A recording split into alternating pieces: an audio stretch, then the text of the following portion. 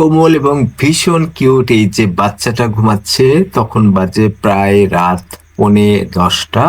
এটা হলো 16 মালেকার মোড়ে। এখানে ভ্যান দাঁড়ানো আছে, হয়তো ভ্যান আলার ছেলে হতে পারে। ভীষণ কিউট পিচ্ছি, সে বসে থাকতে থাকতে হয়তো ঘুমিয়ে পড়েছে। বাচ্চারা দৌড়ঝাঁপ করে এত বেশি যে রাতের বেলায় ঘুমায় খুব তাড়াতাড়ি এবং গভীর ঘুম, ডেকে উঠানো সম্ভব না। বাবা মায়েরা কি করে, বিশেষ করে মা ওই বাচ্চাকে অনেক কষ্ট করে টেনে তুলে বাথরুমে প্রস্রাব করায়, না হলে বিছানায় প্রস্রাব প্রস্রাব করতে পারে এমন ভয়।